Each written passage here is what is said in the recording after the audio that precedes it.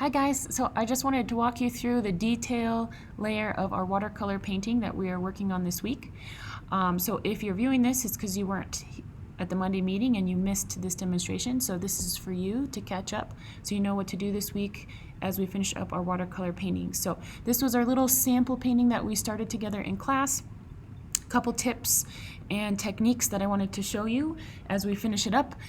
Starting from the sky and moving down, I know that I shared this with most of my classes. This was my inspirational photo for my sky. I wanted it to be really cloudy, but if you look on these clouds, there are some areas that have some sharp edges on the edge of the cloud. Some are soft, and when I made my clouds during class, I was working on a wet on wet surface, and so a lot of this was blurred and blended together. So now that I'm at my detail layer, I want to come in and try to sharpen up some of those edges.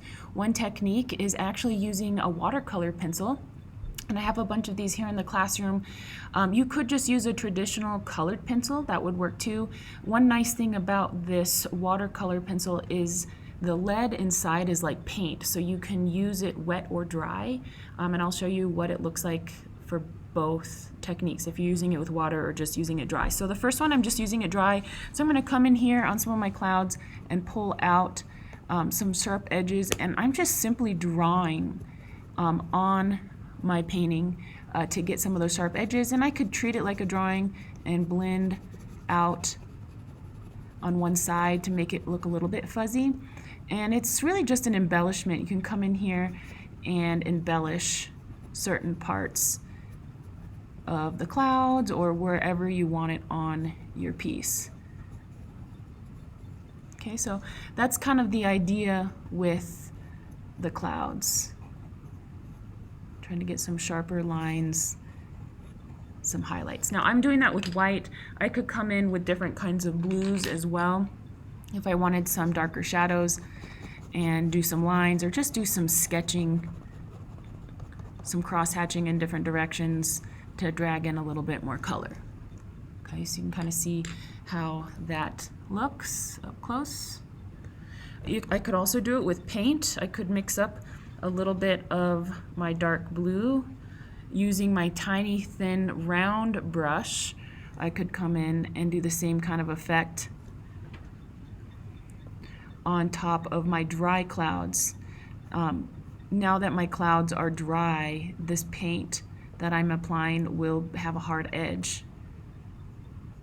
It won't bleed into the rest of the cloud. So I could do the same thing with paint if you have a little tiny brush, which you do. You should all have a round little brush in your toolkit. Okay, and just kind of darken some areas, lighten some areas, add a little bit more color here and there to bring out more of your highlights and your shadows. Okay, so that's one trick, working in the sky using a colored pencil or paint with a small brush. Second, if I move down, we had these background mountains. I don't want a lot of detail in my background mountains because they're the background, but as I move forward, you do want to show a little bit more detail. So I suggested a few fuzzy trees from last class using the wet on wet technique, and I wanted them to kind of blur. But as I move forward, maybe I want some more trees that aren't so fuzzy, except if I want to put them here in my middle ground, they still might not be close enough to see tons and tons of detail. So I was using this image as a reference for my trees, and I did have some trees way back here in the background that are kind of fuzzy. Perhaps these trees up front are my middle ground. They're still pretty small. I can't see every single pine needle, but I can see more of a definite shape of what those trees look like. So if I want to imitate that as I move forward, my painting is dry, so nothing is going to blur or bleed together, which is good. In fact, I don't want my painting wet when I'm doing my detail. And then I can come in, and I could actually just do a series of lines up and down repeatedly, and that will give the illusion of like trees or something in the background, kind of foliage. That's an idea. You know, just kind of blot it in to represent the trees. If they're even closer though, I want to warm the green. So notice my greens are really blue right now because it's far away. So I'm warming the green, and perhaps I want a tree here up front a little bit closer. And I want to show more of the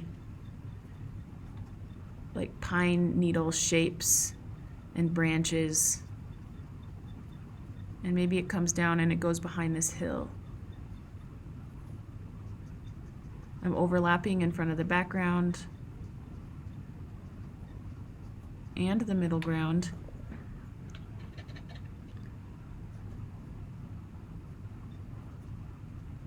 Try to pull in a little bit of yellow.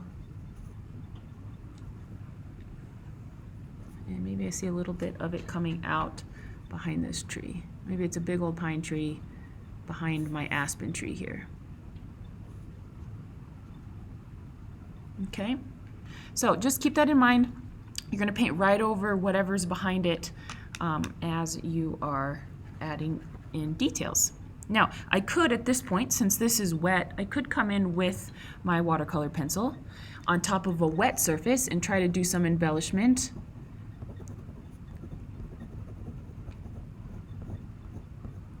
Kind of do a little bit of scratching in that paint.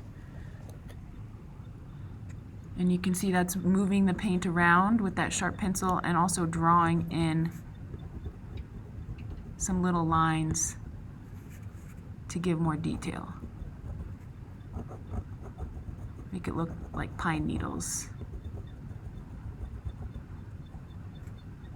Since the paint is wet, it's actually movable. I can push it around with a pointy surface. And you can see there's a little bit of detail there. Okay,